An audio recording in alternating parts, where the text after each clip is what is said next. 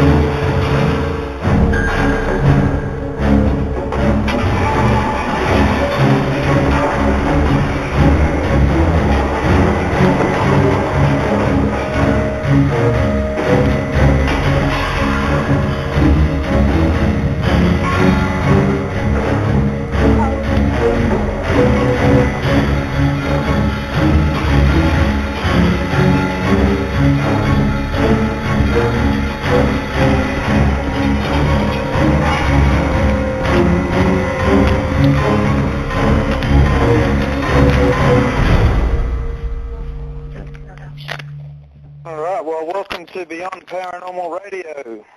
We have a very special night tonight. I'd like to firstly get Taryn in. Welcome again to the show, Taryn. Oh, how are you? Very good, very good. So we've got, this is a show not on our normal time frame, but tonight we've got an amazing show. We've got London Knight, aka Carol Malone, who started in the paranormal field right back in 1996. She's a historian, has worked with teams all around the world on some of the most famous cold cases around. She grew up in Denver, Colorado, and her family were heavily involved in law enforcement. Her grandfather was a United States Marshal. This exposure, as she grew up, this exposure in law enforcement has carried through into paranormal, and through crime scene photos, Carol believes that the dead have a story to tell. London is the author of numerous books, and we'll probably go through a few of these today. And London also believes that true forensic science and paranormal science in the paranormal field can be bridged. London also started up the group Paranormal Association of Cold Cases. Her co-founder is also with us today, and we have Jim Juno. Hey, how you doing? Co-founder. He's spent 25 years in sports administration, has been involved in Virginia Union University and Virginia State University. He got his bachelor's degree in communications in 1983. Jim was a reporter for 12 years with the Louisville Courier Journal. He's been a webmaster and researcher for a couple of best-selling authors. He won 16 writing awards in the last 5 years and is vice president of the National Technology Committee of Casita. Now, I have to say, that made me tired just reading that. Welcome to the show, guys. Hey. Thank you. Hey, how you doing? Yeah, not too bad. I don't know whose phone line that is messing up there. I'm sorry? Someone's phone line was messing up there, and we were getting a fair bit of crackle. Yeah, well, I'm sitting in the old asylum, the PACC headquarters, so you never know what's going to happen we're here. Well, I'm just on your basic cell phone, so. Yeah, I'm on a standard phone. So, well, there's like 5 of us online here, so God knows where it's coming from. Yeah. We'll start with you, Carol, or London, whichever you prefer to be called. Whichever one, it doesn't matter. It doesn't matter. All right. Not worse, so we're good. So you got back into the paranormal in 1996. What got you involved in the first place in the paranormal? Well, actually, it was 1998, and what happened was I was married previously, before my husband now, and we were separated. And my first husband actually had killed himself, and we were getting ready to go to the concert the next day, and I didn't know that he had OD'd. And me and a friend of mine were sitting on the couch, and we were waiting for another friend of ours to get ready because we were going to go to a concert, and we heard almost like dishes rattling in the kitchen, and when we looked, Russ was standing there, and then he just disappeared. From that day forward, it's just been a quest to see it again, I guess you could say. Oh, okay. Getting some strange, weird feedback. So I'm starting to think that location of yours might be trying to talk to us too. Yeah, I wouldn't be surprised if we picked up EVPs from here, seriously. It's we definitely... always seem to do that. We always seem to do that coming into these places. Going on these shows, we have people on, and I don't know how many times that I've actually picked up EVPs through Blog Talk Radio. It's actually quite incredible, really. Yeah, so how exactly did PAC come into all this? How did what come into it? When did your Paranormal Association of Cold Cases get started? Well, I was working on a couple cases, and I was just digging around, trying to wrap my head around someone being the Amityville case. And I just, something wasn't lining up. I come from a long line of, my grandfather was United States Deputy Marshal. He worked on the Kurz case in Colorado, the famous Kurz case. And looking at the crime scene photos, something just wasn't adding up. And I know that everybody hears the stories, and I was like, there's got to be more to this. And so I started thinking to myself, is there a reason these spirits could be lingering behind in a lot of these cold cases? Because so many people have had claims of seeing them or encounters.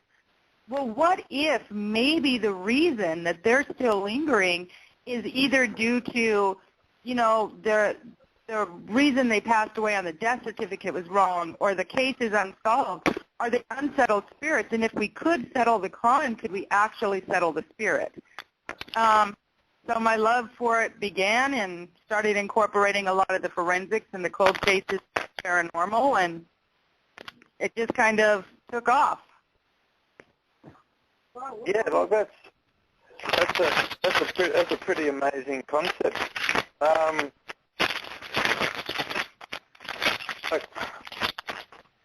Wow, it sounds like somebody's eating crisps or something.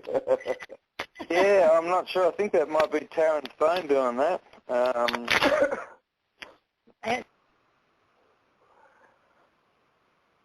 Yeah, I think it might be. My apologies. Are you there, Taryn? I'm here. Can you hear me? Yes, Yeah, perfectly. there's something seems to be going on with your phone line there, but that's all right. So anyway, Carol,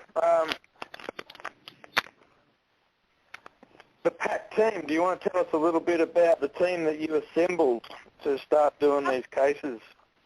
Absolutely.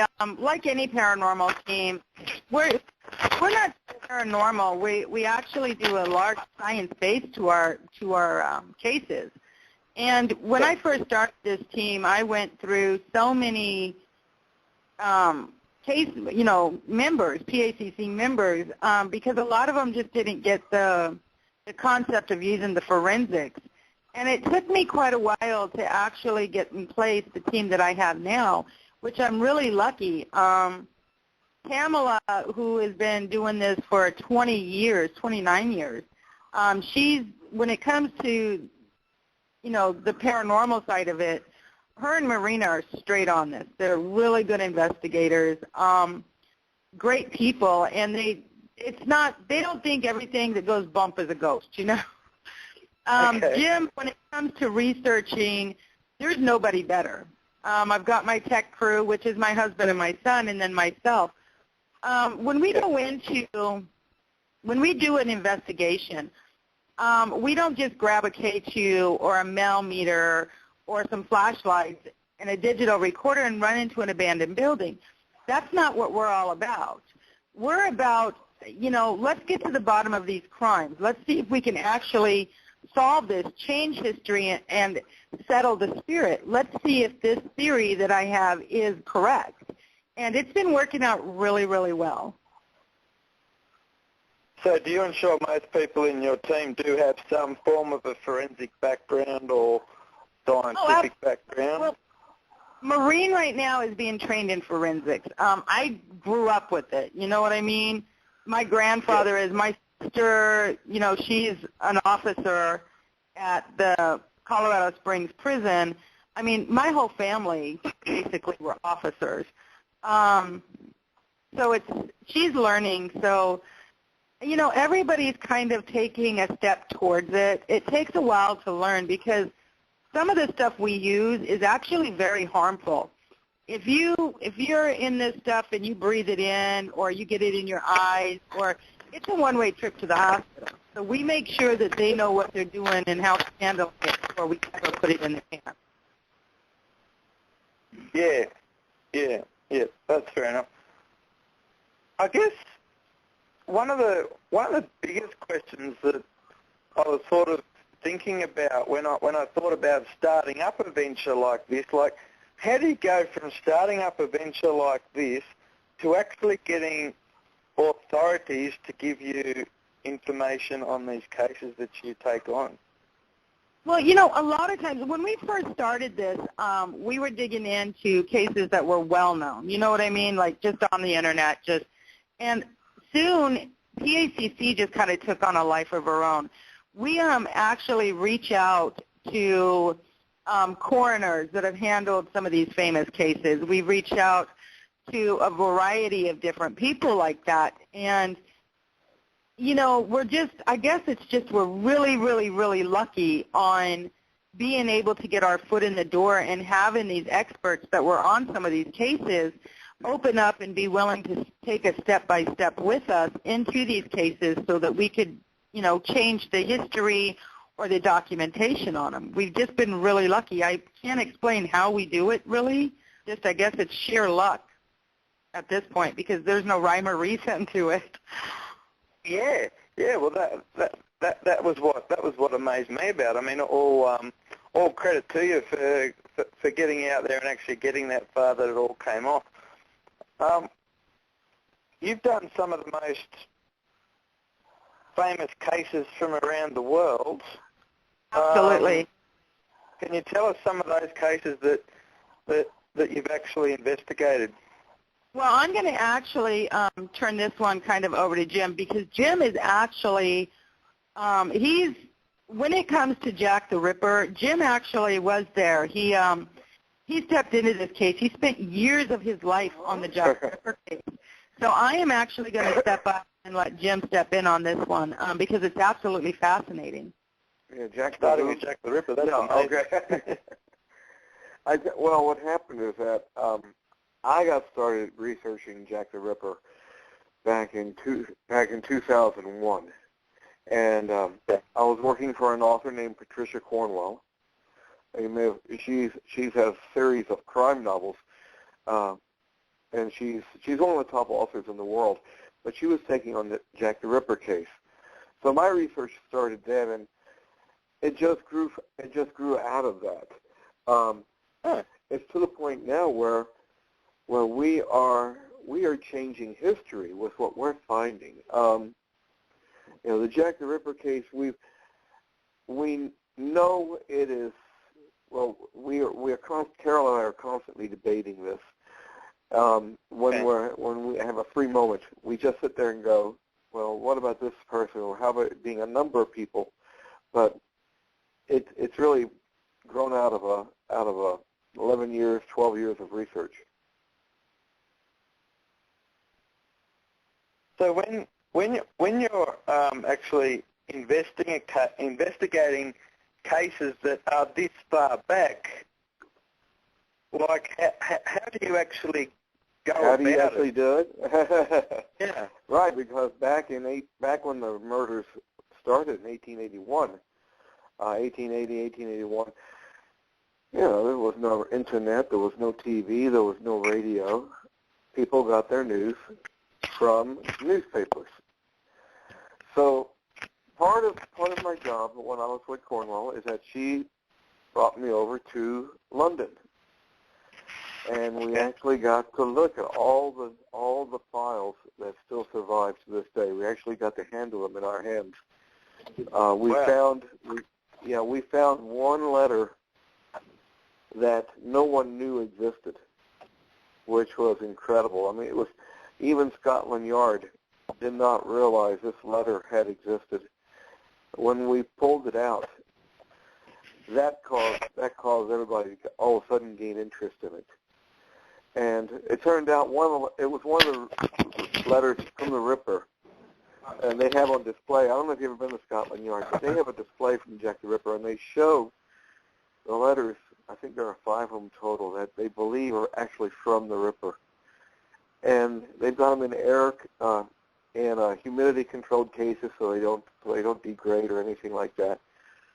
And it turned out that one of the letters was a high-end copy of one of the originals, and we found the original letter that was tucked away in the bottom of a box, along with a whole bunch of other letters.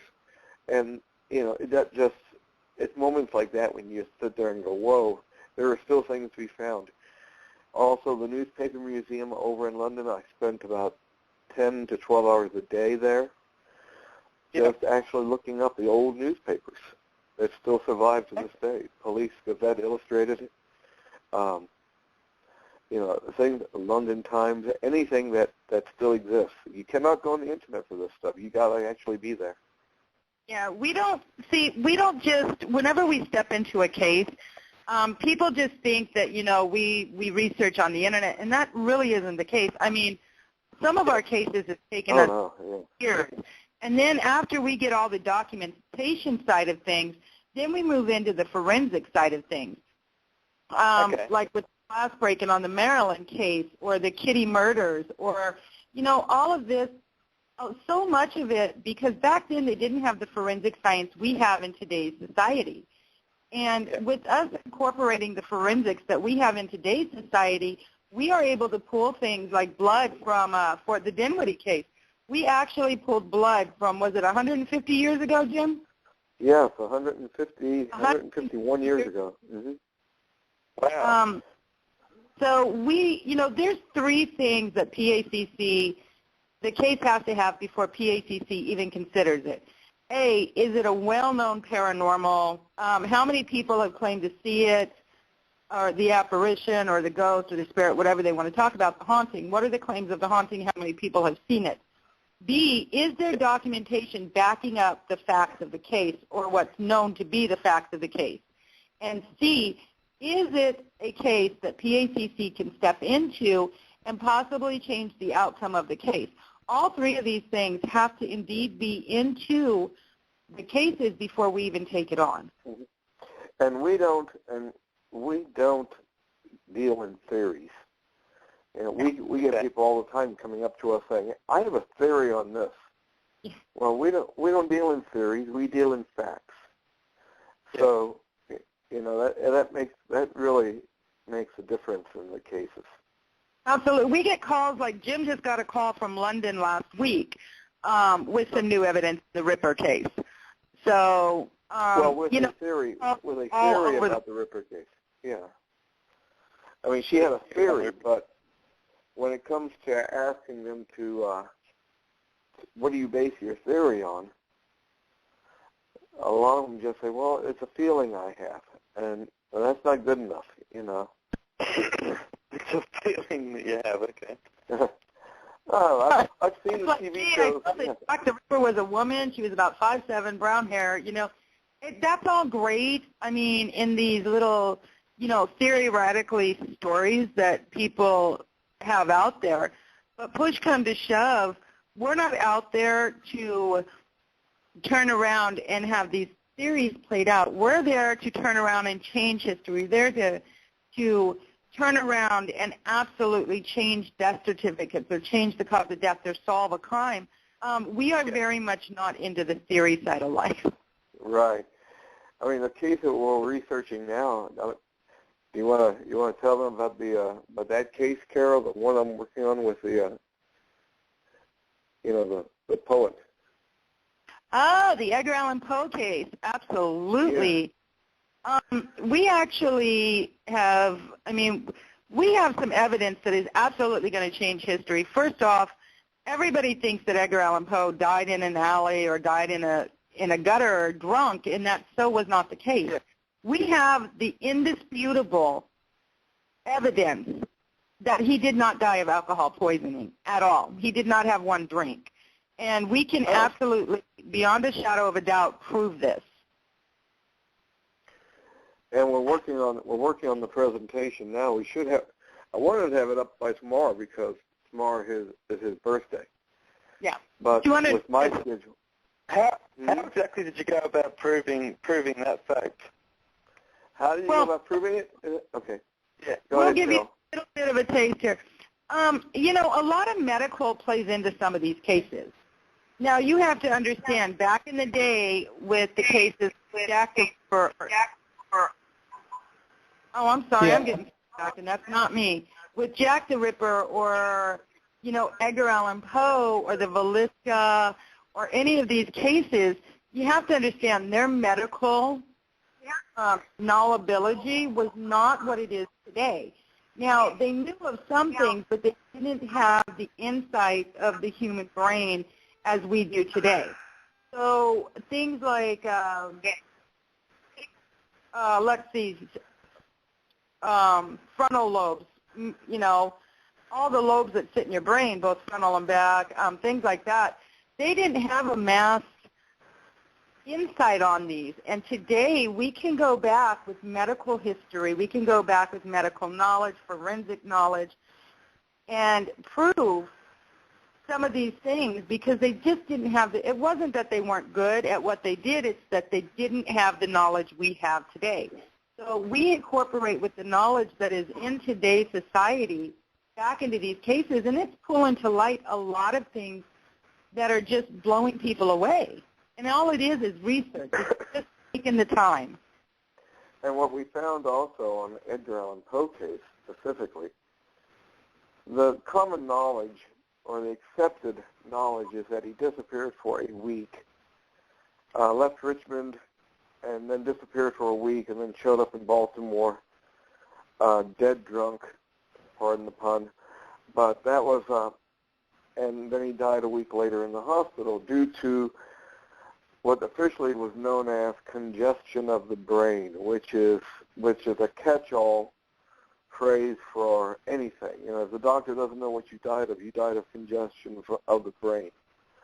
There was no autopsy performed. Yeah, there was no autopsy performed on Poe. They buried him the next day in an unmarked grave, and was basically forgotten about. The person who wrote his obituary was his, what you want to call an arch enemy. He hated Poe. Poe had stolen his girlfriend, felt he was in love with this woman, and Poe took her away from him. So for some reason, Poe said he was, on an old will, he was his executor. Poe never had a chance to change it. So this guy makes Poe out, his name is Rufus Griswold. He made Poe out to be a drunkard, made him out to be a character of ill repute. Basically wrote that nobody's going to miss Edgar Allan Poe. And then over the years, that just became the accepted accepted belief is that Poe drank himself to death. Absolutely. Well, And that's what is in our history books today. Even though it is not the fact, it is in our history books today. Right, and what happened is that it was this guy, Rufus Griswold, wrote this obituary. It got repeated over and over and over until enough people believed it, and people just assumed it was true. What we found out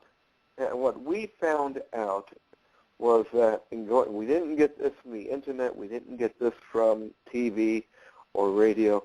This was old-fashioned, going into the library, looking up the old newspapers,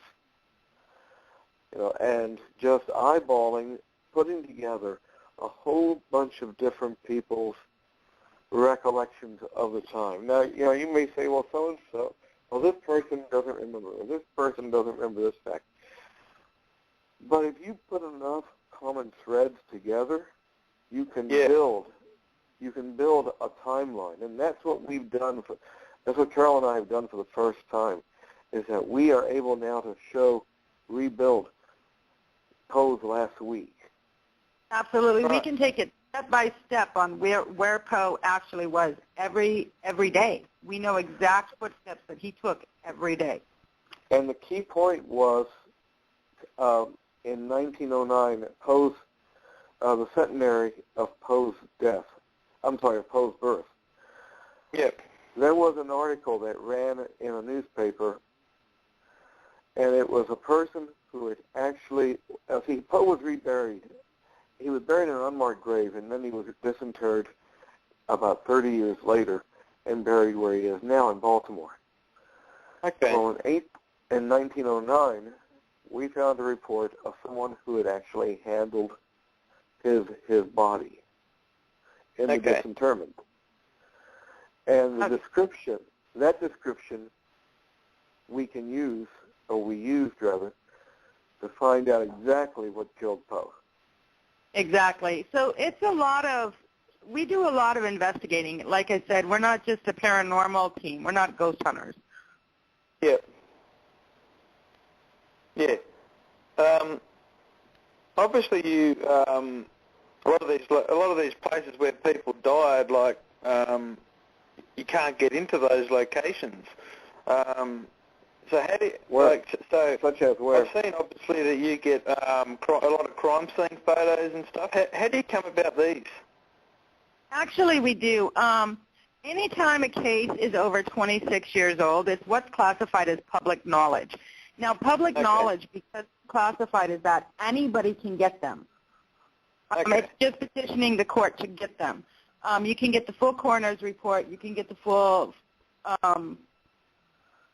death photos. You can get everything about the case, because at that point in time, it is public knowledge.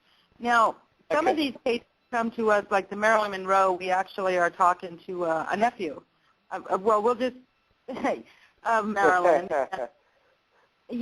So a lot of these cases that we get are either brought to us or they're that of public knowledge.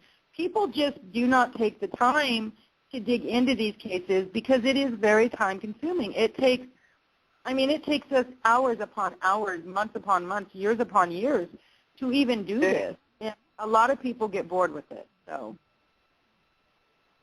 Yeah, well, I mean, it does sound like a heck of a lot of work, just quietly. Oh, yeah. Yeah.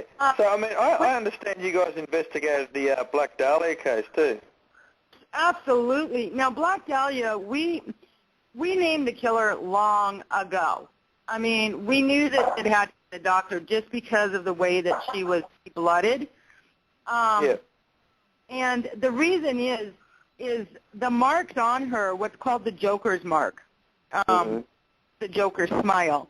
That was used with a surgical instrument. Now, there's only a couple people that can handle those surgical instruments correctly enough and know exactly where to cut through the body to miss the vertebrae. Now, you have to understand, the Black Dahlia was cut in half, and she was cut in half to a position to where it was in between the second and the third vertebrae in her back.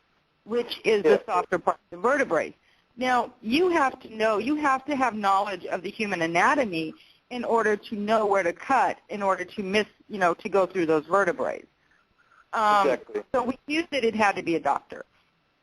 And little things like that will absolutely give things away. I mean, you just have to, know what you're looking for. I look at the crime scene photos over and over and over and over. I look for lividity. I look for rigor mortis.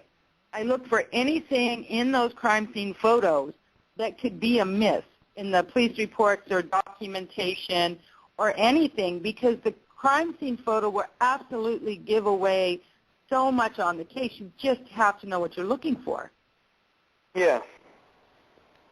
And with the Maryland case, I'll be the first to admit that through the research, Carol mentioned that we got real lucky. In the research, Carol mentioned the nephew. This was the nephew of her personal secretary. Yeah, I don't think we're supposed to say that, but okay. And we're not going to do that. Okay. So anyway, well, forget what I just said. So anyway, well, you mentioned it, Carol. Come on. But anyway, I was just getting into that line of thought then. let's just say that we're going to have materials that no one else has. Absolutely. Am I allowed to ask what aspects of the Maryland case are you looking into? All aspects of it. Actually, we don't handle that. We have the Kurt Cobain. We have the handwriting analysis showing that the Cobain did not write that letter, but indeed Courtney Love did. Handwriting analysis we do on the forensic side of it.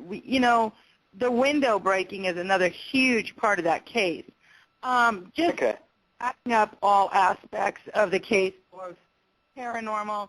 And, if we can turn around and we can scientifically, forensically, and documentally prove that it went down one way, we have enough ammo to walk into a paranormal case and do an EVP session. And if that EVP matches our documentation, that's indisputable evidence. Yes. So if it doesn't, use it. Yeah, well, that was one of the questions. How do you that I was actually going to ask now? When do you do a paranormal investigation first, or do you do all the research and then go in and do a paranormal investigation? Obviously, some cases you're not able to do paranormal investigations, right? You would be surprised on where we get into. I mean, you would be absolutely shocked on the places that we get into. There isn't a place out there that we've been told no yet on. Okay. So we have some research, but the research usually comes first. Okay. We always do the documentation side of it, then the forensic, then we do the paranormal. Then we go back and, like any evidence review, we review the evidence, but not just from the paranormal side of it. We review the evidence from all aspects of it. Okay, so then after you've done your research, you'll go into a location and you'll ask questions based around the research that you've done. Is that correct? Absolutely. Right, and we let the research guide us. We don't pick a conclusion and then cherry pick the facts to fit the conclusion. Absolutely. We don't go in with any preconceived notions on any case. Yeah. I think that's a good way to be on any paranormal investigation, really. Preconceived ideas usually lead to false positives. Yeah. Absolutely. I mean, there's so many people out there that will go in with a preconceived notion, and it has actually been scientifically proven that they did. There was a case study a couple of years ago, and they told these people this, let's say, ghost story. about all this, and then they sent them into the building, and their EVPs were picking up things. They were feeling things that, the ghost story, but the ghost story that they told him had no factual basis to it. It was actually a study, and throughout that study, they've been trying to figure out with the human mind, because the human brain is a very powerful thing, and you can actually manifest things to happen. I've seen EVP recorders pick up things that just, one person's thought. It's amazing what the mind can do. And a lot of people just cannot understand, or they don't want to understand that there is so much more than, meets the eye. We're just scratching the surface of the paranormal. I mean, there is so much more everybody needs to learn. This field, even though it's years upon years old, it's still very new, and nobody knows everything about it yet. Yeah, and I'm not 100% sure if anyone actually will know everything about it. Absolutely. Something that we may never know all the facts to it. And that's why we're investigators. We're out there looking for the truth. We're not out there just because we want to walk in and have an encounter with what people call a ghost or a spirit. That's not what we're after. We're after the facts. Yeah. What do you consider to be your most memorable case? Oh, God, Penhurst. I'll ask both of you that question so you can both take turns on that one. Absolutely. Well, I mean, Penhurst is a force to be reckoned with in herself anyways. She is one of the most active places out there. It's insane, actually. I've never encountered a building that was like that. It's got a pretty nuts history, that one. Do you want to fill people in on the history of it? Because some people listening might not really understand the history of that place. Absolutely. Now, Penhurst was a place where back in the day, if your child had an outburst, a temper problem, if their leg was one shorter, if they had any disability whatsoever, they had what was called poorhouses for children. Now, any parent could go and drop this child off, and that's where they would remain. So they had, and not just children, but they had violent offenders because society didn't understand, the psychological problems back then. So you would get these children, and you would have them put into this place, whether, they threw a fit at a fancy ball and they were an embarrassment to the family, they would end up at Penhurst. And pretty soon, back then, there were so many people because they didn't have the means to take care of the children. They didn't have the patience to take care of the children. These children ended up in these poorhouses. Now, Penhurst ended up being overfilled, and Penhurst was one of the most brutal places to keep children. At one point in time, Penhurst actually ran out of food, so they actually ground up cardboard and fed it to the children with powdered milk. They were kept in beds, locked down like cages. It was a very, very brutal life for these people. And then it ended up to where Penhurst was shut down for the brutality. And a friend of mine had bought it. It is an extremely haunted place. Well, you look back in history and you can't help but think to yourself, what were they thinking? Yeah, but it was, there was more poorhouses in America than any other place in the world. And it's just because America, it's acceptable to give up, where other countries, it's just not. And that seems to be America's way of life. You just give up. And it was a very, very brutal. Children died in their beds. They were beaten by the staff. It was a horrible, horrible place for these children. I'll never forget. And Penhurst is a place that you will have doors slam on you. You would hear children laughing and playing out at the old park.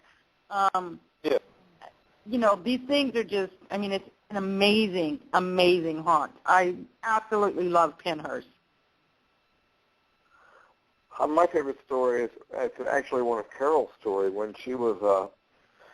You've heard of the movie Lincoln, done by Steven Spielberg. Oh, yeah. Yeah, Carol had an experience during the filming of the movie, and she was there was this in Petersburg, Virginia, which is about 20 miles south of Richmond. That's where they were filming it, and they were filming at a Civil War era train depot. Is that correct? Yes. Carol? It was where the South was held up for 8 months before they surrendered. Right, during the Civil War. Okay. And Carol, go ahead and tell them the rest of this story because it's really kind of funny to listen to. You know, I've had a couple encounters with her. I mean, this is the only place that I've ever had an apple thrown at my head by nobody. Oh. Yeah. Yeah, we were sitting there, and they were filming Lincoln. And me and my niece were down there, and we're, you know, I see the food tents, and I just wander in because, you know, I just don't get starstruck. So I'm wandering in, and I'm sitting there, and I see this tent with all this good food, and I see this tent with this okay food. So I go over to the tent with the good food. You know, I'm thinking I'm eating their food. So I go over there. It was the director's food. Yeah, so Daniel Day-Lewis comes over, and it's not... Daniel Day-Lewis was... Huh? Who was the director? Steven Spielberg. Oh, yeah, Steven Spielberg, that guy. I'm sitting in his tent eating this food. And he comes over, and Billy, the actor, Billy, walks over, and he goes, I got a question for you. Now, as I'm eating his food, you know, he's like, I have a question for you. And I go, yeah. He goes, is this place really haunted? And I looked at him, and I said, bet your ass it is. And he goes, well, are we going to be okay? I said, yeah, as long as you're not filming on the second floor, you'll be fine. He goes, well, that's where we're filming. I looked at him, and I was like, well, that sucks for you. And I turned around and eating his food, you know. So. I mean, I love that story, but the main case that I've really liked so far that I can remember is the Dinwiddie Courthouse, because we started out, we knew there was 10 Civil War soldiers buried on that ground. They were unknown soldiers. And there was a little marker there that said, on this ground is buried 10 unknown Civil War soldiers. So through research, again, I'm sorry, I'm the researcher. I deal in facts, you know, and Carol deals in the ghosts. We found this book that was written by, the commanding officer of the company of soldiers. Now, this is a book which was published in 1875, and it basically told the history of, they were known as the Maine Regiment, named after the state of Maine, because that's where the great majority of them came from. And it listed all the people who had been killed, all the people who had been wounded, and most importantly, those who had been wounded but had since died. And cross-referencing the names, we found Carol called the cemeteries where the gravestones were. And no one knew this, but we found out that the bodies were not there where the gravestones were. The gravestones were, in fact, cenotaphs. So there was a headstone there, but no body. Okay. So we were able to put and we used ground-penetrating radar. Yep. And we found, and not just 10, but we found 11 bodies. Well, 11 and a half. 11 and a half bodies, right. Oh. Wow. And we were able to match up, and so we were able to provide names because there were 11 names of the soldiers who had been wounded, taken to the hospital that was now the courthouse, and who had passed away at the hospital. So now the military, the United States military, is issuing a new headstone, memorial headstone, with the soldiers' names on it. Absolutely. So, that is also where we pulled the blood. The congregation, when we got the Dinwiddie case, the priest actually called us in, and it was because his congregation was seeing blood on the walls and on the floor, and then it would just disappear. Well, you know, they had children laughing, you know, typical gunfire, old-time gunfire, like from the war days. And so we went in, and our first EVP, actually, I sent you some EVPs. Our first Which EVP. one was that one? I'll see what. I don't think I sent you that one. No, the one that says "Do It Again," that is actually from the Dinwiddie Courthouse, and the Class B one is where it's. Those are both from the Dinwiddie Courthouse. If you want to play those, the Class B one, I didn't. The Class B one, I didn't actually put on here because it didn't sound very good on Blog Talk. Okay. I've got the Do It Again one. I can play that one right now if you'd like. Absolutely. I'll play it through twice.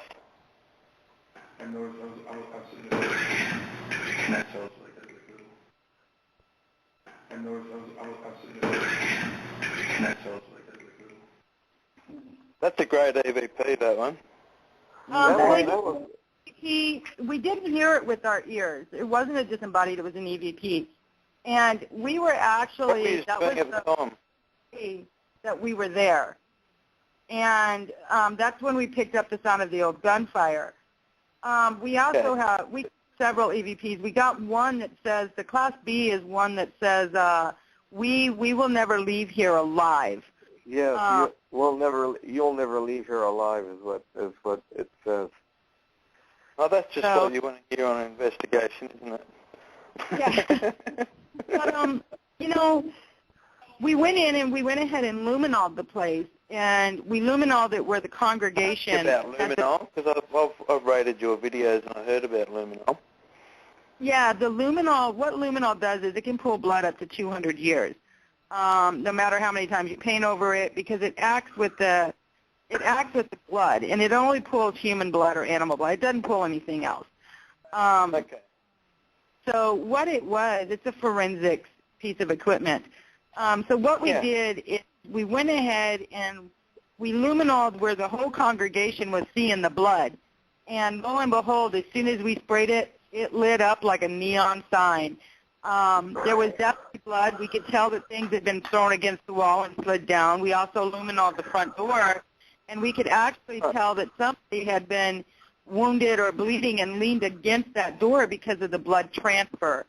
So it definitely pulls blood. It was absolutely amazing that the luminol that we pulled, we actually got that on video, I believe, on our Facebook site. Yes. We're getting EVPs through here at the moment, I swear we are. It's got a whispered male voice through the airway here. The PACC home base is absolutely insane. It will. We get people walking in the attic. We get doors slamming, opening and closing, things hissing at you, things laughing at you. I've known seasoned investigators. I have a morbid side to me, so I always put my seasoned investigators in room 3. And the reason I do that, because I figure if they can stay the night in room 3, you know, they're pretty good. I had a seasoned investigator in room 3 that brought my pit bull into the room with him and would not turn out the lights. Just out of curiosity with that luminol, I'm not sure I can't remember if you answered this or not. Sorry, I'm a bit brain dead today. How far back is that effective? 200 years. Luminol can pull it almost up to 200 years. Wow. I mean, there's other products out there. There's like the black spray, you know. I mean, there's hydrogen red. I have better luck. Now, those are great for white surfaces. But, you know, the luminol, push come to shove, my theory on it is the luminol, it'll always remain the best product they have to pull blood.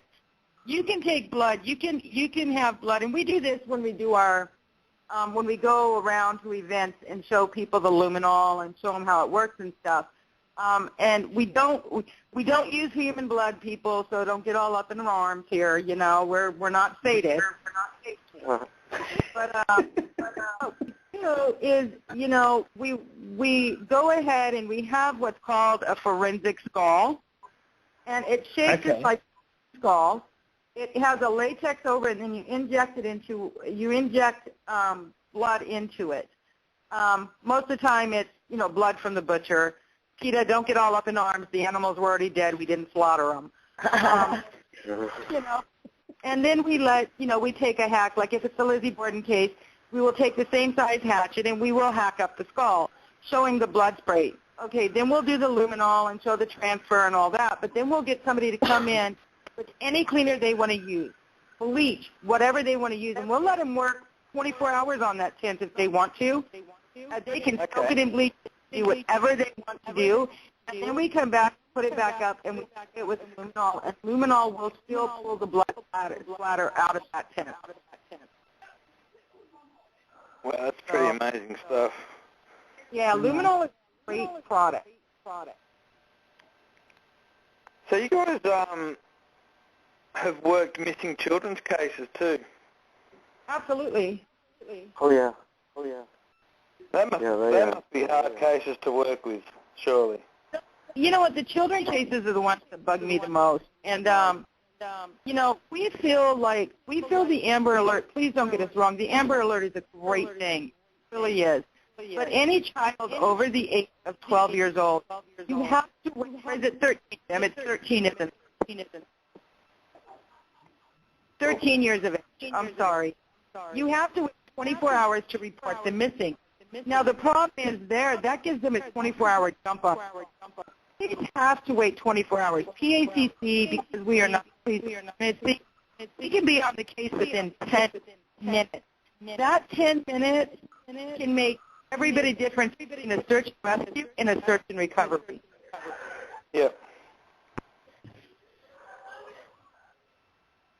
Hey, your phone is a bit jumpy there, Carol. Oh, I'm sorry. I don't know whether that's my phone playing up or your phone playing up.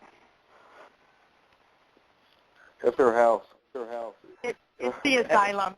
That's exactly what it is. It's the asylum, yeah. What possesses you to set up a head office in an asylum? You know what? I didn't set out to buy an asylum, actually. I was looking at the older mansions, and for some reason, people will, give me coffins and cooling boards. Anytime any funeral home shuts down, they call me and they're like, hey, we have a viewing coffin. Do you want to come get it? So they all end up at my house. So what we do is when I set out to look at the mansion, I knew that place was a halfway house for the criminally insane. It shut down a year.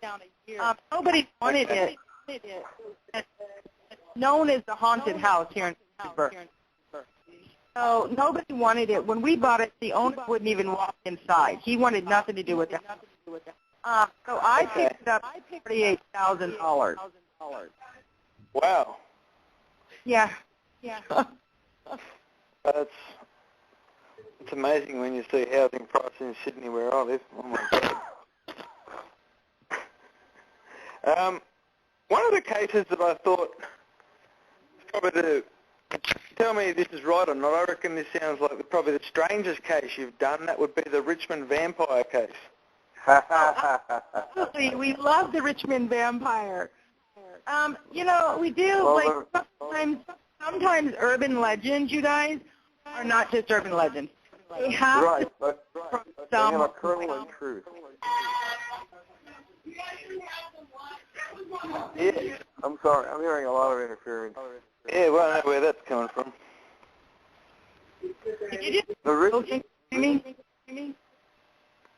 The Richmond vampire was so much fun to do, though, because we, even all urban legends have some genesis of truth to them. Okay. So, and the vampire story, it wasn't your usual Bela Lugosi type vampire. It was more of the old Nosferatu type vampire. and but we were able to prove that this was a really a tale that mothers told their children, be good or the vampire will get you, something like that. Yeah. The funny things is the outtakes, the blooper reel that we have. At the crypt.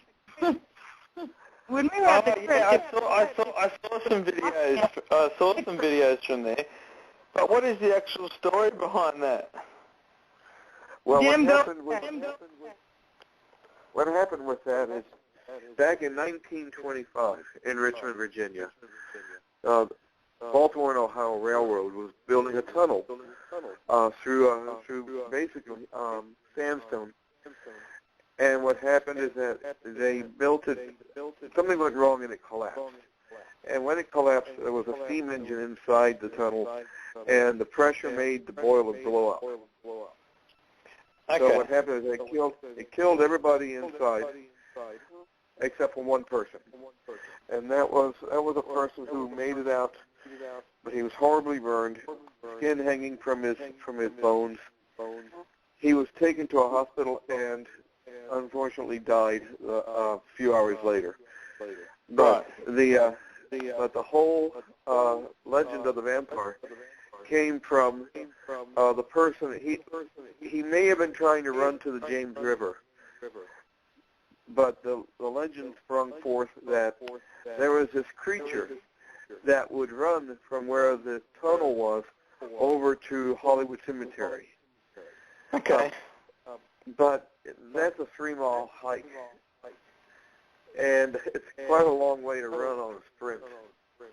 So we were able to, even though it had occurred in reality, the person that the vampire is supposed to be based upon, we were able to show that it's not something which actually occurred. It's an urban legend.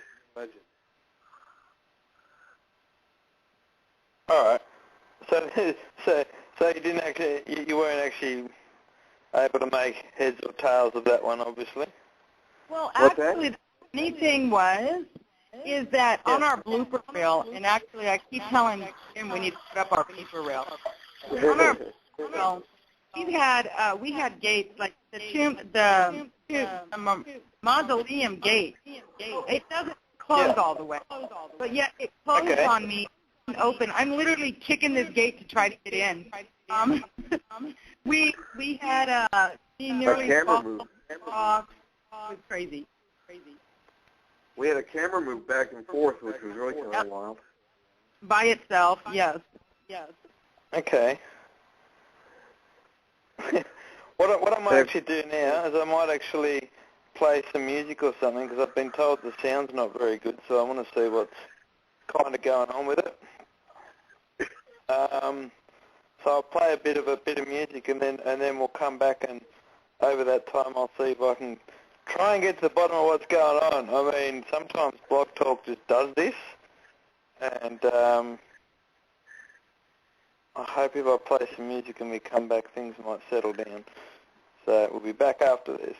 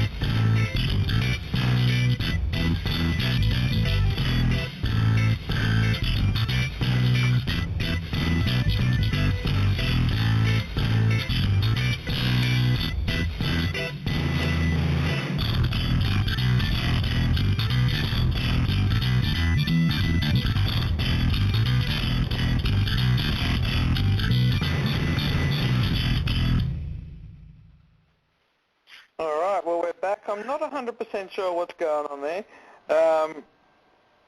Did anyone else, Carol and Jim, did you guys hear the yelling on here before? Did I hear what? Did you guys hear the voices before? Sounded like yelling or something? Oh, Yeah, I did. I definitely heard it.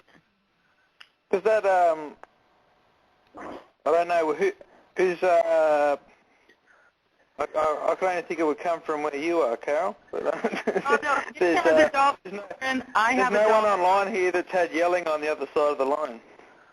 Oh, yeah. I definitely heard it. It almost sounded like angry yelling.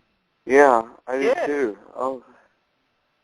So that's a bit strange. I'm not sure about the audio situation, but we'll just run with it and we'll see what's going on. I'm not actually getting feedback on my end, but I'm hearing that people are messaging me going they're getting feedback. So we'll just run with it and we'll put it down to Blog Talk or that crazy asylum that you're in, Carol. You guys got to come see the asylum. I'll tell you what. You have an open invite to this place. This place really is actually crazy. I've had several TV production companies calling me wanting to come in and investigate it. And I won't my let them. favourite places to investigate are asylums. That's actually no secret. In fact, half the videos on my YouTube are actually from asylums. And there was one asylum where I went to, which probably had the scariest time of my life because I was sitting there with a group of people, sitting there with them. They decided to go outside for a cigarette. I was sitting there doing a bit of investigating. Just things were just going as they normally do on investigations. So I'm just sitting on the ground cruising. It's pitch dark, of course, and then next thing you know, I hear this noise, and I look to where I thought the noise was coming from, and this drawer just flies through the air and lands smack bang in front of me.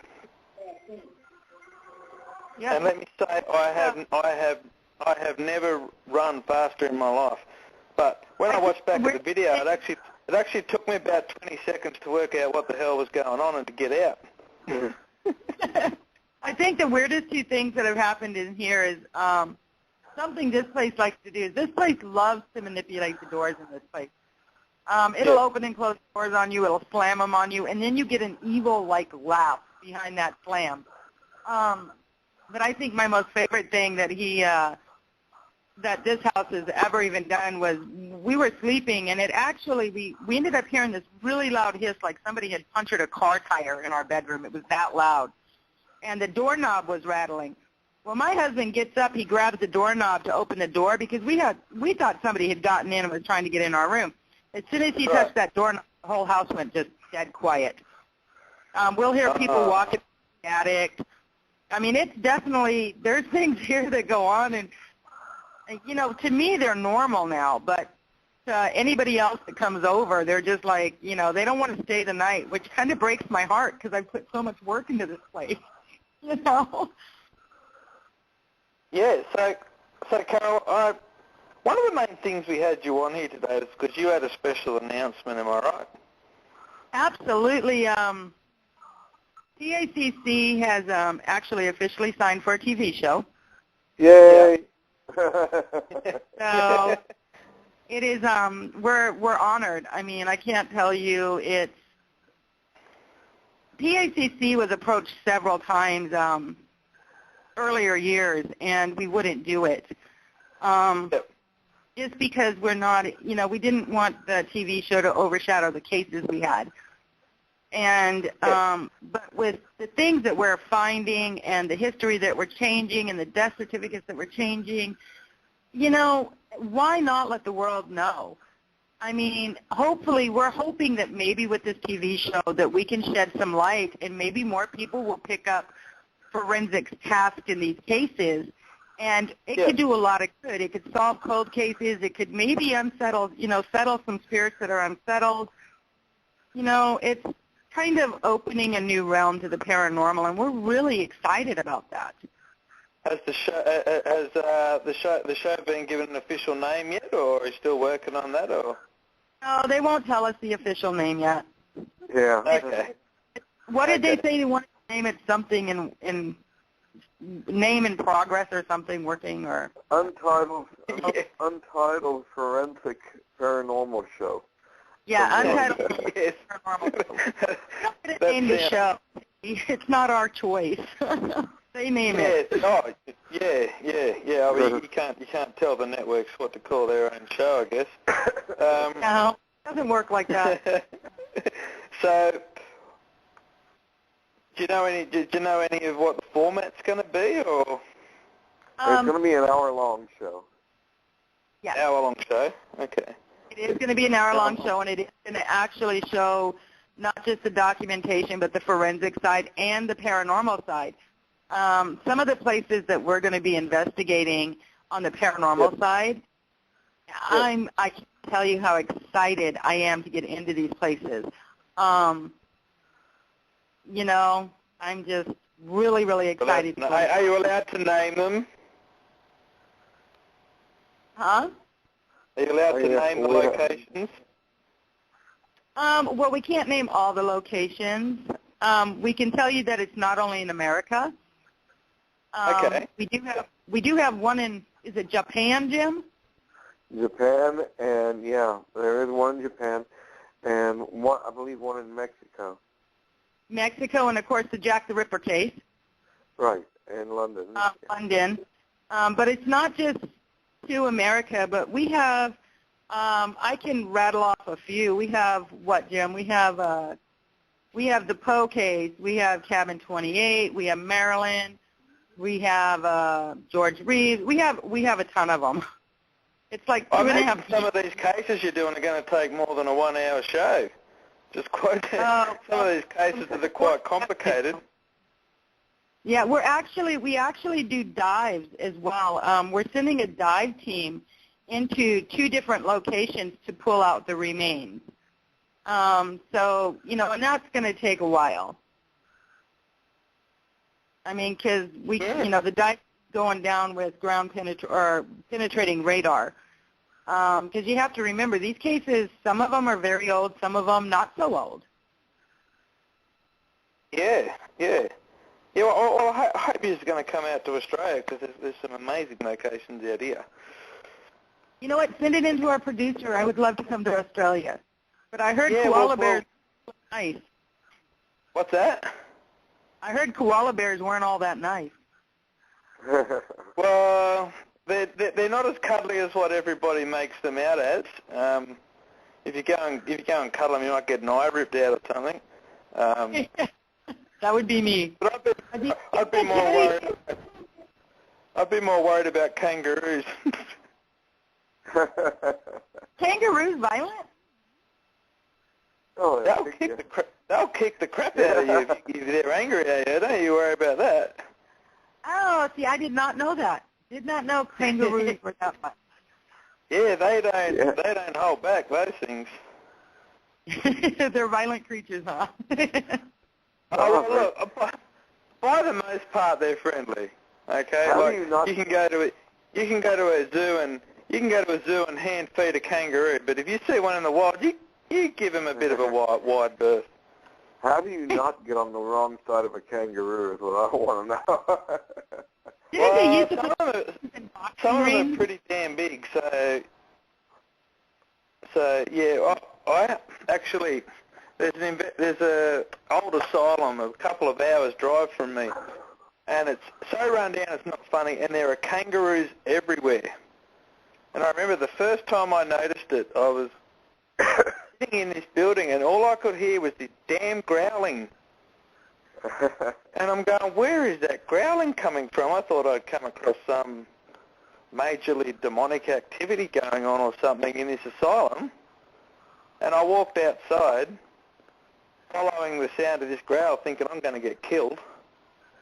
And walked around the corner, and this stupid 6-foot roo just leaps out from behind a tree right in front of me. And I nearly lost my faculties right then and there, let me tell you. Because it scared the absolute bejesus out of me. Because it just jumped out from around the corner. That's so gone on our program. Yeah, I just lost my train of thought for a second there. Yeah, we would have YouTubed that, my friend. We would have had to. I would have loved to go there and see what's going on. Well, I'm just glad that actually wasn't caught on film. I'm really happy about that part because I think I all but squirred like a little girl just quietly when that happened. But yeah, I always say it's the living you got to worry about, not the dead. Yeah, see, I always tease people. I always tell them I don't like the living. That's why I play with the dead. Yeah, but the paranormal's got an amazing way of telling you that that's not always a good way to think. That's the truth. You know, a lot of the locations that you were telling us about, Carol, are they in your book? The what's it called? America's Most Proclaimed Haunted Locations. America's Most Proclaimed Haunted Places. Yeah, and I think my favorite one in that whole book is when we went to what was that Fort Morgan. We were there doing a 4-day filming, and you know, we had all traveled in. There was the bus, you know, the RV, and so it was after the 4th day of filming, and we got some great EVPs. Actually, you have some more EVPs there, a couple from the asylum, and a couple. I think the children one are from the asylum. Okay. But we were sitting there, and it was the tech crew had already taken down all the equipment. All the equipment was up in the bus, and me and this other girl were the last ones out. Well, you have to walk through these corridors, and it was after dark. That place gets dark. Not to mention you're dealing with rattlesnakes, you know, black widows, any other kind of nasty creature. And we're walking through the corridor, and I have this flashlight in my hand, and it was only one flashlight between us, both of us. And we're walking through, and we hear this. And so we stop, you know, and we hear it again even louder. And so we think it's a teammate playing a prank on us. Well, we heard it the third time, and it was a loud hiss. So she grabbed my hand and shined it in the corner where the hiss was coming from. And there in the corner stood this soldier, and I mean, you could see the buttons on his shirt. You could see everything about him. But when you looked at his face, it looked like somebody had taken a pencil and erased it. First word out of my mouth is, "What the F is that?" She followed that like, "Yeah, right." And this thing took a step forward, and I was like, "What do we do?" And she's like, "Run." We both hauled ass. We ended up taking the long way around. I've only seen something like that once in my whole time, and never again. But I'll tell you what, I'd like to see it again, this time just not run from it. But whatever that thing was, it was not happy. And I was not going to sit around and ask it to do an interview with me, you know? I was like, time to go. But, well, I mean, that's the funny thing with the paranormal. They're quite freaky events, but they're the experiences that we set out to experience again in the paranormal. Even though they are scary, they're the pinnacle. Absolutely. I mean, I've had apples thrown at me. I've had my hair pulled. I've been pushed. And, you know, I can honestly say nothing freaked me out like that thing. I mean, I don't even know what it was. I cannot classify it. I have no clue what it was. All I know, you know, and everybody's like, I would never run. Well, you know what? If you saw what I saw, I mean, anybody who's going to say, wait, let me ask you can I interview you? You're not going to do that because this thing was not playing, and I was not about to sit around and say, hey, can you have a seat and let me interview you? This thing was out to hurt. Well, that's like the idiots when that drawer got thrown at me, the idiots that messaged me and said, oh, was all the swearing necessary? And I turned around and said, well, you have crap thrown at you from unseen forces and not swear. Exactly. But any investigator out there in the whole world that says they've never run are liars. Okay? Or either that or they've never ran across anything like that, you know? Yes. Yeah, well, if they haven't had a situation to run from, they're not doing it right. But anyway, we have a call in now, Carol. We have Dawn Gomez, who I believe is your agent. She is. She's Dawn. agent. Dawn. Welcome to the show, Dawn. Hi. How are you And guys? I want to give this out. Dawn is actually our agent with Haunted Entertainment, you guys, and I'll tell you what, we've been through a couple of them, and we just love Haunted Entertainment. PACC, they get us. You know, they spend time, and Dawn is one of the hardest working agents out there. We love Dawn her. is the hardest working agent out there. That's fine. Oh, thank you. Yeah, every time I've seen Dawn, she's up all hours of the night working. She does, literally. Yeah, I know, because night time here, she's still online. I'm thinking, hang on, it's like 3 or 4 o'clock in the morning there. Absolutely. She's, you know, and she's, I have a lot of respect for her because first off, I could not handle 50 whiny children. I would choke them out. Not patience of Job, you know. But then again, so Dawn, you're also an event organizer for Haunted Entertainment, aren't you, as well? Yes, I am. I'm an agent and an event organizer. Yeah. You've got a pretty cool event coming up. Do you want to tell everybody about your event? Yeah, it's going to be at Pennhurst. It's called A Haunting at Pennhurst, and it's an event and investigation. Yep. And that's going to be in March 15th. And basically we're going to have a few speakers, and we're going to have some vendor tables, but mostly we're focusing on is the investigation, which is going to be at 8 p.m. till 3 a.m. in the morning. And all proceeds are being donated to the Shriners Children's Hospital. Oh, that's a good cause. Yeah, it is. You know, we're also very lucky because we have 2 children from Make-A-Wish going to be there, and we actually get to take them on a full night of paranormal investigating. Oh, really? Yeah. And I understand PACC's taken their special tent. Yes. We will be, PACC will be there with the forensics equipment and the blood tent. So, you know, if you're going to be close to our blood tent, do not wear something new and white. We are responsible. The blood is not coming off, so, you know, and we don't have enough forensic suits to hand out to everybody. So you might want to either stay back from it or not wear white. So, Dawn, tell people how they can join your event. Well, we have an event page on Facebook, which almost everybody has a Facebook. And if you type in A Haunting at Pennhurst event investigation, they'll be able to pull up the event page and, you know, check out who's going. And I pretty much update it every day as far as with hotels and the teams that are there, that are going to be there, and the speakers. And then they also, from there, they can go to our Eventbrite page, which is eventbrite.com, A Haunting at Pennhurst. And that's where they will be able to buy their tickets. And it's $40 to get in, which is an amazing price. And there is a fee of $199 on top of that. But that's the admission for the whole event. So it's not just the investigation or just the lecture. It's for everything. And on there, they'll be able also to see who's going to be speaking and the vendor tables that we'll be having. Yay, PACC cupcakes. We're there. Yes. Yes. Cupcakes. Do they have ghosts on them?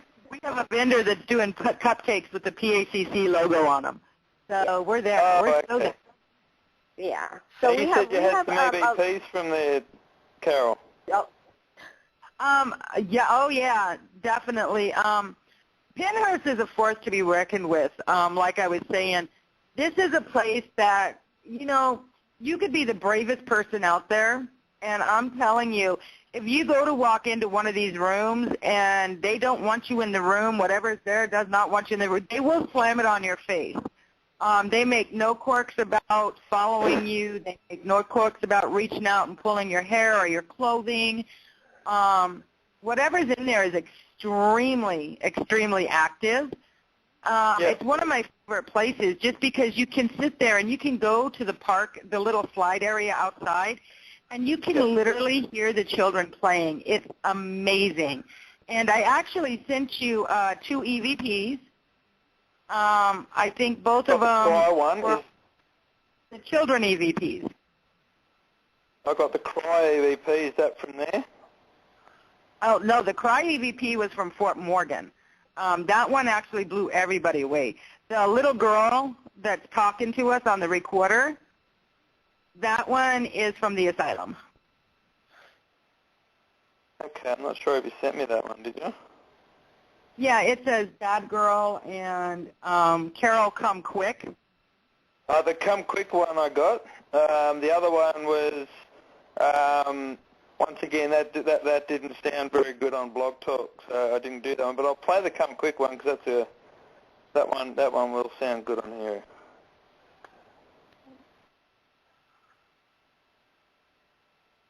All right. Blog Talk's been a cow again.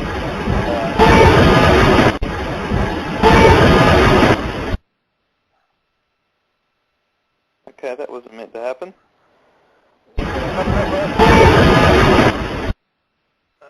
I don't even know what that is.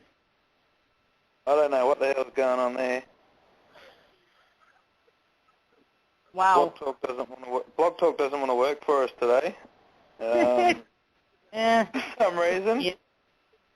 I might get you to post them up, actually, Carol. And are they up anywhere? No, the EVPs, we don't post the EVPs that we get, and the reason why is because then we get flooded with people that actually argue over what it says. It's just another headache for us. So we don't actually post them. Oh, okay. Oh, Dawn jumped off. Okay. Was that her phone making that noise? I don't know. Which other EVPs did I send you? The Baby Cry is a really freaky one. That was caught in Fort Morgan at 4 a.m. That one worked before when I played, so if this one doesn't play this time, we're going to give up on playing EVPs today because this one played before the show started. Because I tried these out. So did the Come Quick one, actually, so I don't know what's going on.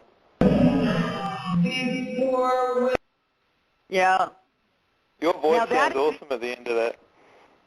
Oh, now that EVP, what it was is we were actually telling the history of the room, and it was the only documented history where an infant had died on what they used to call a sugar tip, which is a brown piece of cloth with sugar in it, almost like a pacifier today. And as soon as we were telling them the history of it, everybody got that baby cry. And, I mean, it wasn't just an EVP. It was a disembodied voice. The whole team was like, did you hear the baby cry? You know, everybody was freaked out at that moment. And then after the baby cry, we get this woman that's singing this lullaby. We can't really make out the words, almost like soothing. So that cry wasn't really an EVP. That was a disembodied voice then? Absolutely. Ah, that's cool. I'll see if that Come Quick one will play again now. Cross fingers.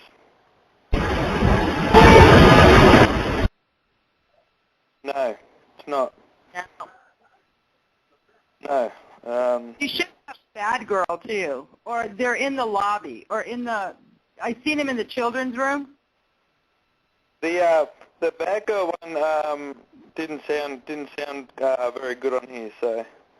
Okay. The one that says, I saw them in the children's room. I can't remember getting that one, actually. Guys, I'm gonna have to head out for the night. Okay, I've been working all night. Thanks for coming on, Jim. Take care, guys. Bye. I really appreciate it. Thank you. Bye bye. No problem. Bye-bye. Thanks. So Dawn, you're back on? Yeah. We were having a discussion before about running away from activity. Have you ever run away from activity? Well, you know my answer for that because we've talked about that. No, I haven't. I mean, he actually. Well, you explained your experience, and I asked you why did you run away, because I probably wouldn't have ran away. But I've had experiences like that, and I mean, it does scare me, and I get scared at the moment, and I probably turned very, very white, but I never ran before. So what sort of experiences have you had that have scared you then? Have you had any experiences at Penshurst? Well, I've never been there. So I mean, Penshurst, pretty much, for this event, I do want to say that we probably would have never been able to have an event there if it wasn't for Carol and PACC, first of all. So, and Penshurst pretty much was like anybody else is on their bucket list. It's a place that you really, really want to go, and you dream about going, but you just kind of like, it's probably never going to happen, So when Carol brought this to us, we were just like, yeah, of course. I jumped all over it. So, but I've never been there before, and ever since I made the event, everybody's been sending me messages about their experiences there and how amazing it was. It's just like, I think that everybody that's been there had an experience. So they're really excited to get back there, and and at the price that I'm giving it at, they're just like, everybody's jumping on it. So. Well, we also have some others that we're working on coming up. We have Alcatraz. We have Alcatraz that.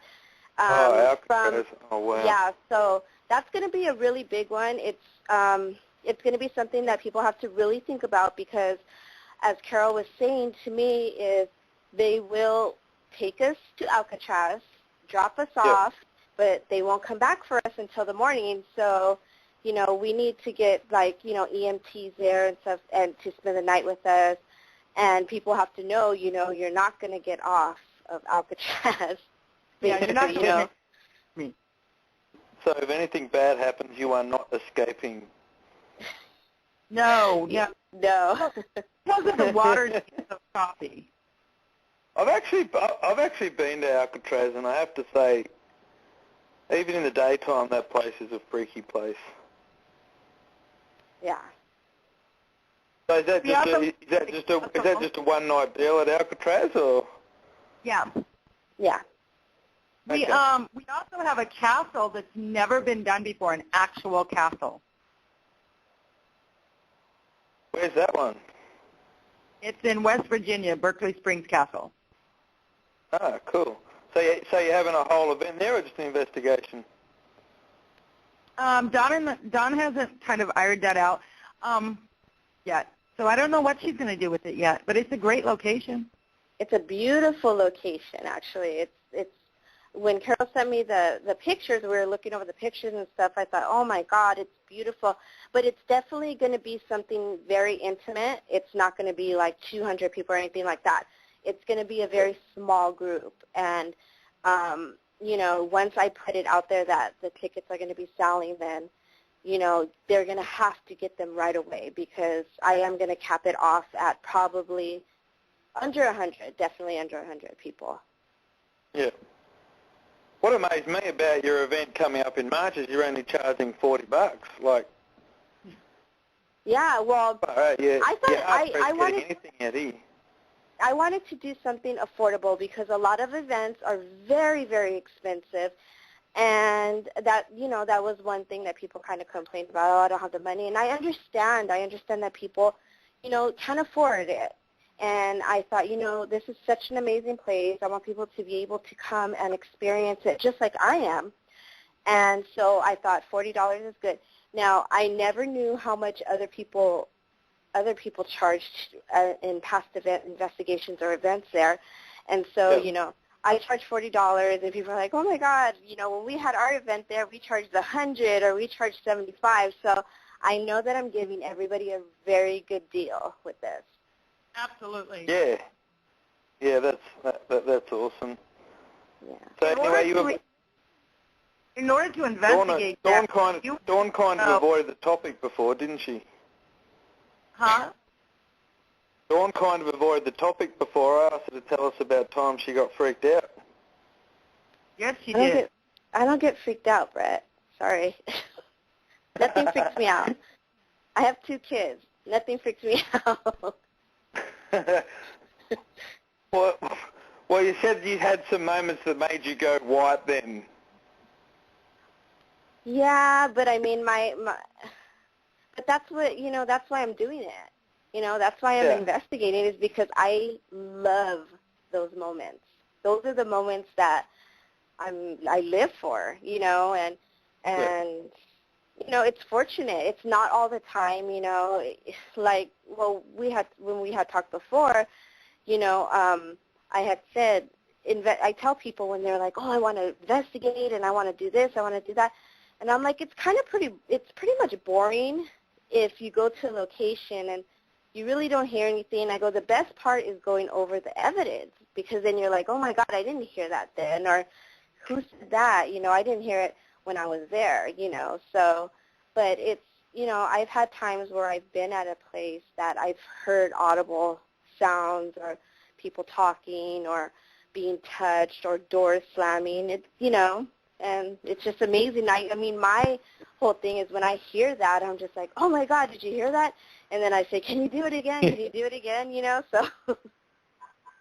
Did I hear you right there saying you like evidence review? I do. I love it.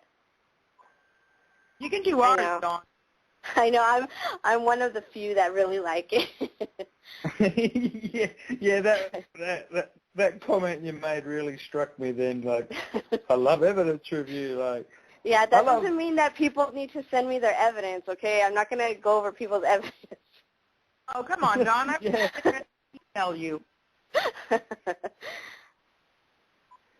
Well, that's I love going through videos, but I'm not too keen on going through EVPs. I like it when I catch something, don't get me wrong, but actually going through hours of audio, I end up finding myself almost going to sleep and then actually realising how long have I been asleep for. Then I've got to go back and start the whole audio all over again just in case I'd forgotten something. So, yeah, I'm not all that big on EVPs. Some people are, some people aren't, Yeah. Not real good on the EVP side of it either. I'm like, but I always find myself saying, did they actually say that? God, stuff like that. But it is a rush when you actually come across something, really. Especially if you're alone at the time and you come up with and you come up with a wicked EVP. Oh yeah, like well, I mean, I think my favorite ones to catch are actually the disembodied, when you get the whole team that's like in shock that they actually heard it. I think those are my absolute favorites. Not that we get them very often, but I love getting those. Yeah, I played this one yesterday, and people are probably going to get sick of hearing this damn EVP. But this one, I was at a jail, and I was alone, and I was actually dressed up like a prison officer, and basically going around banging on doors and stuff on my own. I'm so glad I didn't hear this at the time, but I'll play it. What you got? Just me in a jacket. Come on. Fucking school. Get out of here. Come on. Did you hear that one? Yeah. Yeah. Just to give a bit of background on that, for those that don't know, like in the corrective system here, prison officers are called screws. So that one's calling me a fucking screw. What you got? Just me in a jacket. Come on. Fucking school. Get out of here. Come on. Wow, that's amazing. They cut you out. It's not a very nice voice.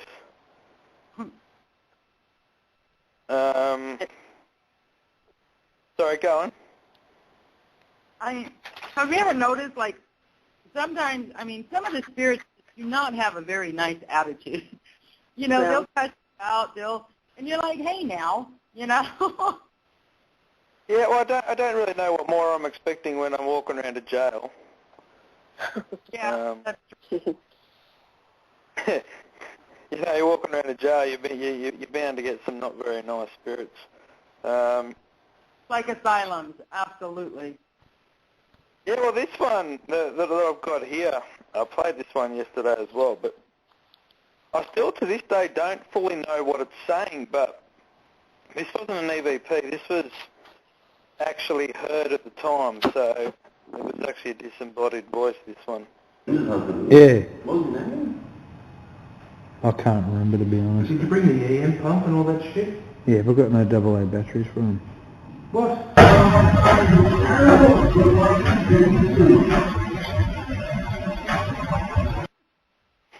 No, I only got the last 4 words out of that one. I think there's about 7 words, but I only got like the last 4, which actually say, so fuck you too. So, yeah, so that was a pleasant one from an asylum, that one. Yeah. Did you guys get that out of that too, or does it not come very clear over this? You can get the last 4 words. I just couldn't make out what it said. Play it again, because I couldn't make out what the first beginning was. All right. Yeah. I can't remember, to be honest. Did you bring the EM pump and all that shit? Yeah, we've got no AA batteries for them. What?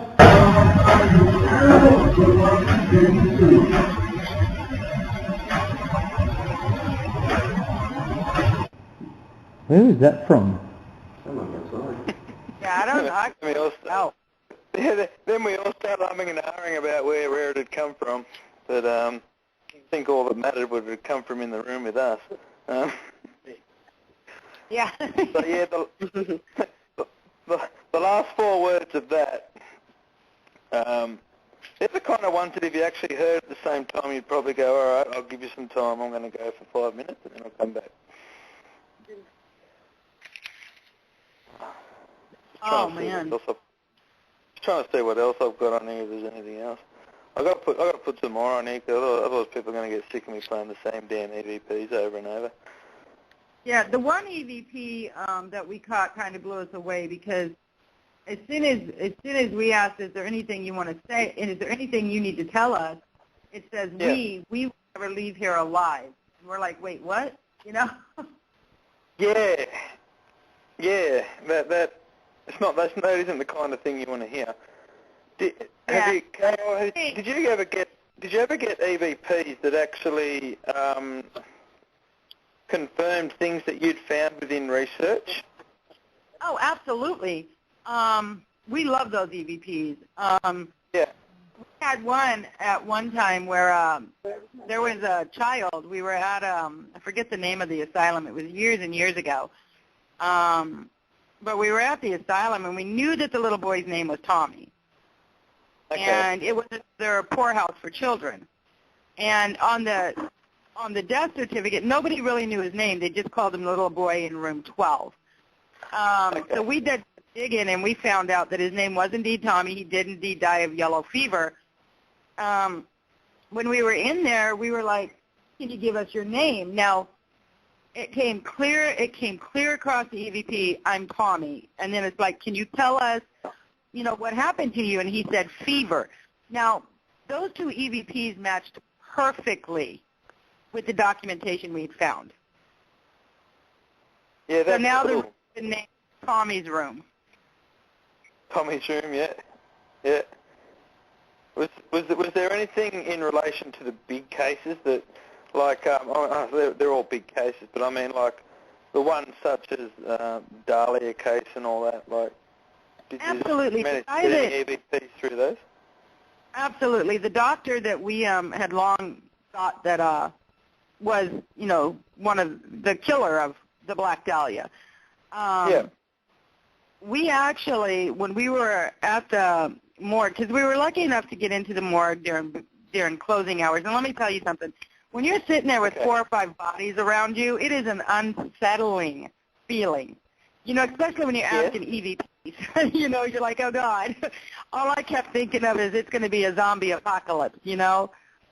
But it was, you know, and we said, you know, Elizabeth, are you here? And we get this yes. And we asked, can you tell us who did this to you?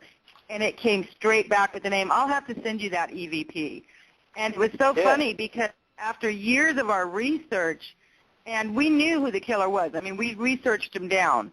We took all the suspects and got it down to 2 people, and then, of course, eliminated 1. And, you know, it named the 1 suspect that we had come to the conclusion that actually did it. So it was amazing. But, yeah, I don't think I'd ever do another EVP session anymore. At least not enough and running. I think that's a good way to get more than you bargained for. Yeah, well, you know, everyone else, I mean, I sat with my back towards the door. And like I said, the only thing that kept running through my mind, because I'm a zombie fanatic anyways. I watch, like, all the zombie movies, so I know how these things start, you know? And I'm like, oh, God, you know, one of these things is going to get up off this table and bite one of us, and then we're going to be locked in this room, you know? Yeah, well, sitting your back to the wall doesn't always help, because that's usually when you get an EVP or something whispering in your ear going, I'm behind you. Yeah, exactly. But so we did, I've never had that, but sorry, go I've never ahead. had on wood. We do get EVPs that absolutely coincide with the documentation that we find. And when you get those EVPs, it blows you away, and it's because you're sitting there holding the documentation in your hand.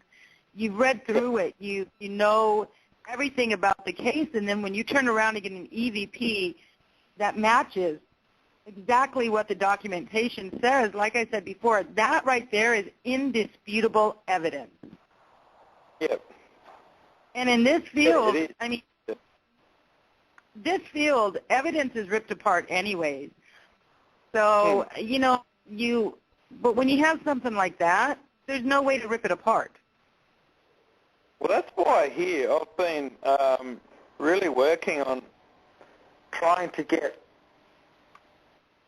more scientists sort of involved in the field. Absolutely, that's too. And that's where I even tried at one point contacting the Australian Museum here, because I know that a really old museum, and I know it would be haunted as hell. And I contacted them with the view to getting in there to do some investigating, but using their scientists as well. Yep. In conjunction with that. And no, they wouldn't have a bar of it. They said, we work in absolutes. I said, well, that's what I'm trying to do too. That's why I want them involved. That's why I want them involved. But a lot of people for the longest, they never thought that science and the field of the paranormal could go together, when indeed it can. We just have to broaden our mind.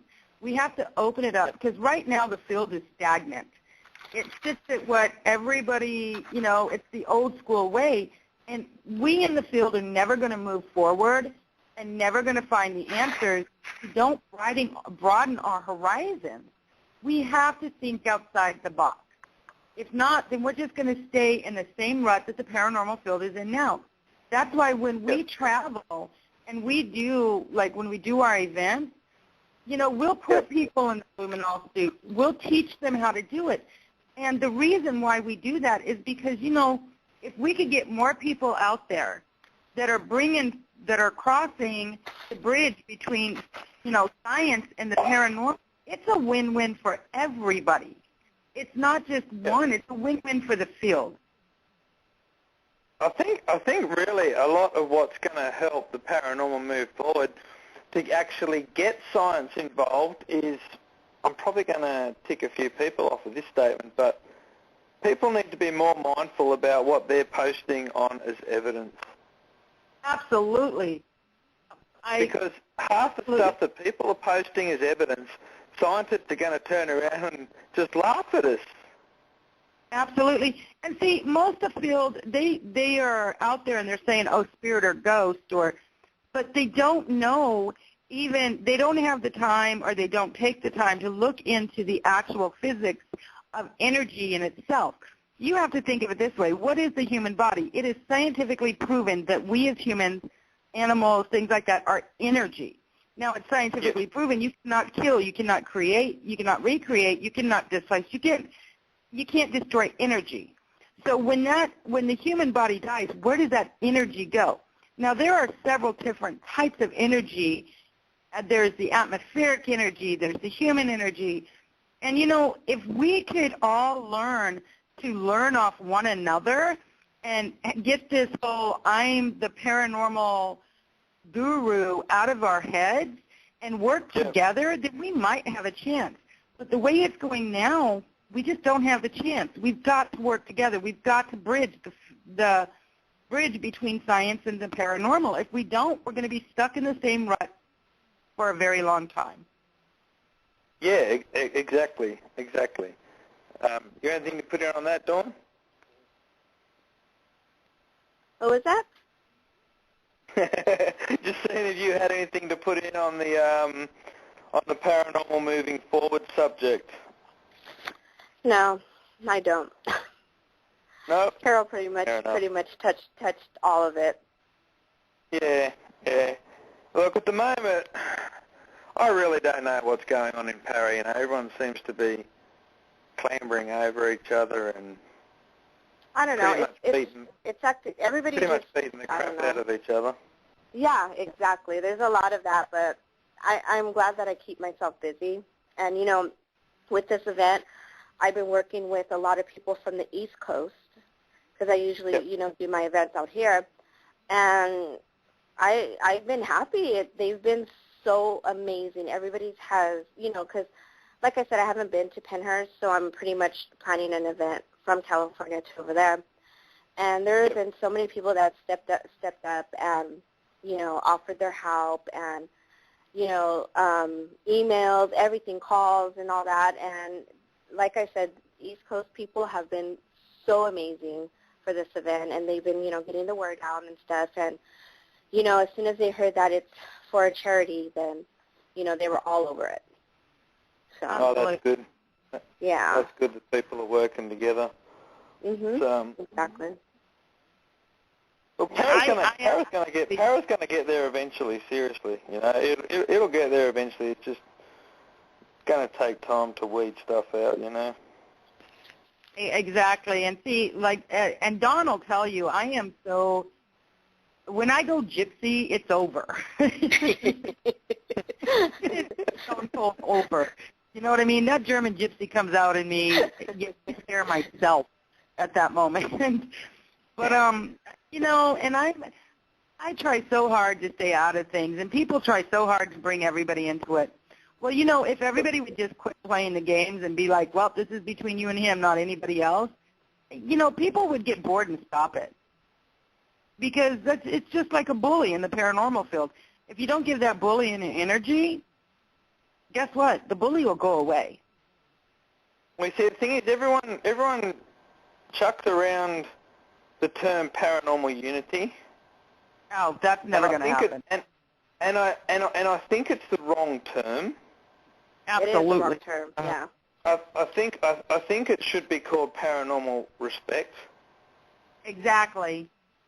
We're all going to have different beliefs. We're all going to have different opinions. We're all going to have different ideas. Respect them. Well, and that's what's great about this field. I mean, the people that have been in it for a very long time, like myself and some of the other people, you can have somebody step into this field and be into it 2 weeks and catch the Holy Grail. You know what I mean? But because they've only been in it 2 weeks, people rip them apart. Look, it doesn't matter who catches the evidence. I don't care if a 10-year-old caught the evidence. If it's evidence and it'll move us forward to what we're speaking in this field, good for them. I'm all for let's work together. And you know what? If you don't like each other, so be it. I mean, I don't like the human race, but I work with them. you know. That old chestnut, I'm not racist, I hate everyone. Right. Pretty much. She does. She hates everybody. That's right. But, you know what? If somebody But as long came as to you me, do it equally, that's okay. hey, at least I don't single people out, you know. yeah. You just knock everyone out. That's right. But you know, if somebody has it and they came to me and said, "Look, this is my theory. What do you think of this theory?" And if it was an intelligent, thought-out theory, I would actually look at it because, you know what? Nobody knows everything in this field, you guys. And if we can turn around and actually just be, like you said, respectful, you know, we would learn a lot more. But because everybody's waiting to be that next para-celeb or the next, you know, I'm the celeb at the event or whatever, you know, because their daddies the beer bottles more than they hugged them or something in their past, I don't know. But you know, if we would just get over that and put ourselves aside and put the field first, we might have a fighting chance. Yeah. Oh, we've only got about 5 minutes left. So, Carol, do you want to tell everyone where they can find PACC and all that? Absolutely. And anywhere else, and your books and stuff, tell them where to find those. Absolutely. PACC, you can absolutely go on Facebook. It is under Paranormal Cold Case. If you can't find us there, just look on Haunted Entertainment. Our links are on there all the time. You can go to www.Paranormal Association of Cold Cases. That's our website. It'll show you some of the cases we're working on. And you can find us at a lot of the events that Haunted Entertainment does. We will have our blood tent. We will have our forensic skull, and we will have plenty of blood. Do not wear white. Yeah, and, you know, other than that, I just want to let people know, you know, if you see us out filming, don't interrupt this filming, but come by, say hi, grab a cup of coffee with us. We would love to meet everybody. We would love to hear your opinion.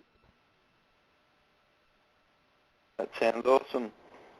Dawn, do you want to give everybody Haunted Entertainment details and where people can reach you? Well, Haunted Entertainment's website is www.hauntedentertainments.com.